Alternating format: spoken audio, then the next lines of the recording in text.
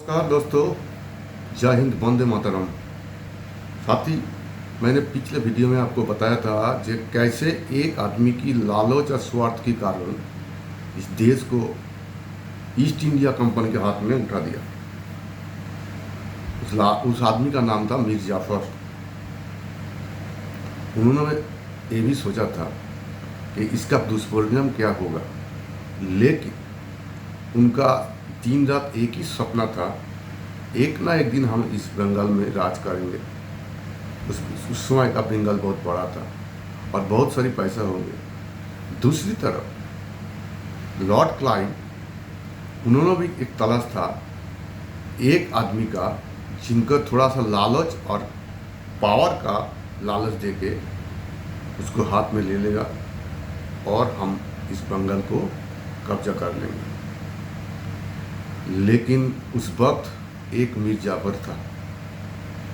आज देख लीजिए, हर गांव में, हर गली में कैसे कैसे मीर जाफर है जिनको यही स्वार्थ और लालच है, एक दिन हम राज करेंगे, बहुत सारी पैसे होगा और हम यहाँ का डॉन या राज चलाऊंगा।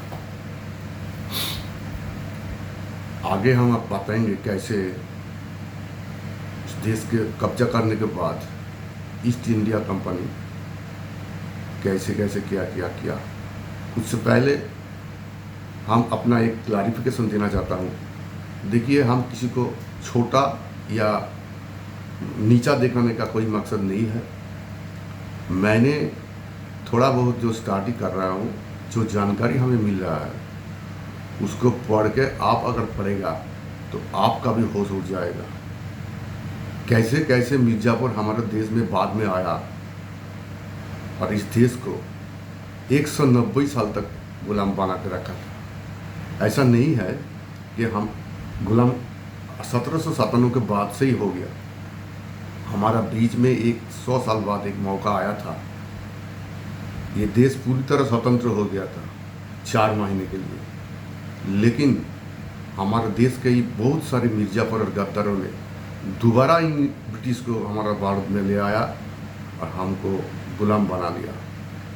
ये जो 1946 का जो आज़ाद के बाद हो रहा है, ये तो एक समझौता है, वो हम बाद में बताएंगे।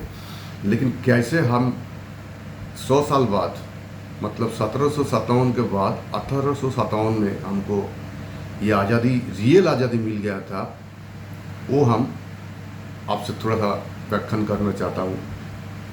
देखिए, 1757 के बाद 100 साल बाद इस देश को एक मौका मिल गया था कि इंग्रेज को भगाने का, और भगा भी दिया। कैसे, देखिए, बहुत बड़ा घटना है। हम 2-3 पार्ट में हम आपके सामने रखूँगा। 1856 में ईस्ट इंडिया कंपनी हमारा देश में एक नया राइफल ले आया, मतलब राइफल का मॉडिफिकेशन किया। उसमें एक कारतूस, मतलब वो जो गोली लगता था, उस गोली को आसानी से खोलने के लिए और आसानी से घुसाने के लिए उस कारतूस के ऊपर एक टोपी लगता था। उस टोपी को आसानी से खोलने के लिए और आसानी से घुसाने के लिए एक ऑयल का ज़रूरत होता था। वो ऑयल सुअर और गाय का चर्बी से होता था, मतलब उसका मांस से बनता था। हुआ ये 1856 से इंग्रेज के सेना में जो भारतीय सेना काम करता था, उसमें जो हिंदू और मुस्लिम 2 भारतीय सेना था, उन्होंने इस कारतूस से गोली निकालने के लिए बहुत सारी आपत्ति और विरोध किया। ये 1856 की बात कर रहा हूँ। लेकिन किसी ने ध्यान नहीं दिया। इसलिए ध्यान नहीं दिया, जो इंग्रेज सेना जिसके सामने आपत्ति दर्ज होता था, उनका तो नेचुरल बात है, वो सुअर और गाय का मांस रेगुलरली, नॉर्मली खाता था, इसलिए उनको कोई फ़र्क नहीं पड़ा। ये विरोध जब तक नहीं सुना, सेना के अंदर गुस्सा बढ़ता जा रहा। एक साल बाद क्या हुआ, 1857 में 29 मार्च, हमारा ही बंगाल का एक हिस्सा है कलकत्ता के पास बैरकपुर। उस वक्त बैरकपुर में ब्रिटिश का एक बड़ा छावनी हुआ करता था। उसी छावनी के एक पैरेड ग्राउंड में 29 मार्च सुबह 9, साढ़े 9 बजे एक पैरेड हो रहा था। उसी पैरेड में जब सेना का लाइन में खड़ा था, उसी टाइम हमारा ही भारत का एक सेना जिनका नाम है शहीद अमर मंगल पांडे, जब वो पैरेड के सामने खड़ा था, उसी टाइम एक अंग्रेज अधिकारी मेजर ह्यूसन जा रहा था। उसी टाइम मंगल पांडे ने उनको एक सवाल पूछा, पुराना ही सवाल, कि सर हमको जो पैरेड में जो गान दिया गया उसी में जो गोला है, मतलब जो कारतूज है, वो कारतूज खोलने में मुंह से खोलना पड़ता था। उस खोलने में हमें दिक्कत आता है, मतलब हम सुना है इसमें गाय और सुअर का चर्बी होता है, जिसमें खोलने में आसानी होता है। तो ये बात सही है? उन्होंने कुछ जवाब नहीं दिया। फिर थोड़ी देर बाद फिर वही सवाल किया, जो कारतूज हमें मुंह से खोलना पड़ता था उसमें कोई सुअर और गाय का कोई चर्बी लगता है आसानी से खोलने में? तब भी नहीं, कोई आवाज़ नहीं आया, मतलब कोई रिस्पॉन्स नहीं किया।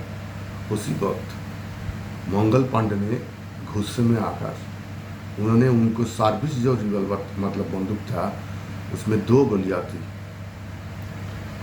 एक गोली उनको सीने में उतार दिया, मतलब मेजर ह्यूसन को मार दिया, गोली मार दिया। थोड़ी देर बाद वो तड़प तड़प के 5-6 मिनट में मर गया। यही सीन थोड़ी सी दूर में मेजर ह्यूसन का एक असिस्टेंट था, लेफ्टिनेंट वाघ। उन्होंने पूरा दृश्य देखा। देखने के बाद जब देखा ये ह्यूसन मार रहा है, उन्होंने घोड़े में आके मंगल पांडे को पकड़ने की कोशिश किया। उसी वक्त मंगल पांडे ने दूसरा जो गोली था बंदूक में उनको तान करके चला दिया। फिर उसको क्या हुआ, उसको नहीं लग के, उसको जो घोड़ा था उसी घोड़े को लग गया। वो घोड़ा माटी में गिर गया, मतलब ज़मीन में गिर गया, और लेफ्टिनेंट वाघ भी ज़मीन में गिर गया। उसी टाइम उस बंदूक में आपने देखा होगा, पुराना टाइम का जो बंदूक था उसका आगे एक तो छोरी टाइप का लगता था, मतलब वो क्या कहता है, संगीन कहता है हिंदी में। उसको खोल के लेफ्टिनेंट वाघ को सीने में मार दिया। वो भी 5-7 मिनट के बाद तड़प तड़प के मार गया। उसके बाद मंगल पांडे ने जब ये सब कर रहा था, मंगल पांडे के ग्रुप में, मतलब उसको पैरेड के टाइम में जो ग्रुप होता था, छोटा छोटा टुकड़ी होती थी, उसमें शायद 1000-1200 होगा हिंदुस्तानी जो सेना थी भारत का। उन्होंने सब कुछ देख लिया। देखने के बाद उनका भी मन में गुस्सा आता था, क्या करे, मंगल पांडे जो कर रहा है सही कर रहा है। उसी वक्त मंगल पांडे ने लेफ्टिनेंट वाघ को मारने के बाद 10-15 मिनट के एक भाषण दिया। उस भाषण में जो था कि ये अंग्रेज लोग हमको हमारा स्वतंत्रता छीन लिया, हमारा आज़ादी छीन लिया, हमारा आस्था को ऊपर चोट किया, कैसे हमारा जो आस्था है गाय और सुअर का काट के हमारे सामने खाता था, हमारा देश को लूट रहा है। ऐसे करके करके जितना भी वो उन्होंने टॉर्चर कर रहा था उस दिन 100 साल तक, उस सब के सामने वो जब व्याख्यान कर रहा था, भाषण दे रहा था, उसी वक्त सेना का जो मुख्यालय था कलकत्ता में, उसके कान में चला गया, जब दोनों ऑफिसर को मंगल पांडे ने मार दिया। उसके बाद उन्होंने फोर्स लेके आया मंगल पांडे के पकड़ने के लिए। तब भी मंगल पांडे कोशिश किया, उसको जो बंदूक का आगे जो छोरा था तो सबको चला के घायल कर दिया। अंत में मंगल पांडे पकड़ गया। उसके बाद क्या हुआ, उनको कोर्ट मार्शल हो गया। 10 दिन तक उसको सुनानी मतलब हियरिंग चला। उसके बाद 29 मार्च को घटना, 8-9 दिन 10 दिन उनको हियरिंग चला। उसके बाद उनको 8 तारीख को फांसी, 8 मतलब अप्रैल 8 अप्रैल को उनको फांसी होने का ऑर्डर आ गया। उसके बाद जो हुआ, फांसी तो हो जाएगा लेकिन देगा कौन? उस वक्त जो बैरकपुर छावनी में जो भी जल्लाद था वो सब देख के सुन के उस तो राजी नहीं हुआ। इसलिए राजी नहीं हुआ, वो तो सब सुन लिया देख लिया कि मंगल पांडे तो जो कहाँ कोई गलत तो नहीं कहा। उन्होंने तो एक सवाल ही रखा था, जब इस कारतूस खोलने में आसानी से खोलने में उसमें कोई चर्बी जो लगता था मतलब जो तेल लगता था वो कोई सुअर या गाय का मांस से होता है? यही तो सवाल था। इसका जवाब ना देते हुए उसको पकड़ लिया। जो किया सही किया, इसलिए वो जल्लाद ने फांसी देने को मना कर दिया। अब देखिए इंग्रेज क्या क्या प्लान लगाया। बैरकपुर से थोड़ी दूर कलकत्ता के दूसरी साइड में जल्लाद निकालने के लिए निकल पड़ा और 2-4 जल्लाद मिल भी गया। देखिए कैसे मिर्जापुर आ गया उसी टाइम से। जो जल्लाद को पकड़ उसको मिल गया, उनको लालच दिया, उनको सेना में नौकरी मिल जाएगा, उनका परिवार का जो जो लोग हैं उनको भी मिल जाएगा, नौकरी मिल जाएगा, जीवन भर पेंशन मिल जाएगा, ऐसे ऐसे पैसे का लालच दिया। फिर उस जल्लाद ने राजी हो गया और 8 अप्रैल अमर शहीद मंगल पांडे को फांसी हो गया। जब फांसी हो रहा था बैरकपुर में, उसी टाइम मंगल पांडे के जो उसी टुकड़ी का जो साथी था, लगभग 1100 होगा, सब भारतीय हिंदू और मुस्लिम दोनों मिला के, इन्होंने सब आंखों से देखा और उसी टाइम संकल्प कर लिया जब मंगल पांडे को जो हाल हुआ, काल अगर हमारा भारत का जितना भी टॉर्चर हो रहा है उसका भी कोई अगर सवाल हम करेंगे, सेम हमारा भी होगा, मतलब हमारा भी फांसी हो जाएगा। ये सही नहीं कर रहा है ब्रिटिश लोग, मतलब इंग्लिश लोग, ईस्ट इंडिया कंपनी। तो इन्होंने क्या किया, उसी टाइम एक अंदर ही अंदर एक मन बना लिया कि हम ये ईस्ट इंडिया कंपनी का नौकरी, सेना का नौकरी छोड़ देगा।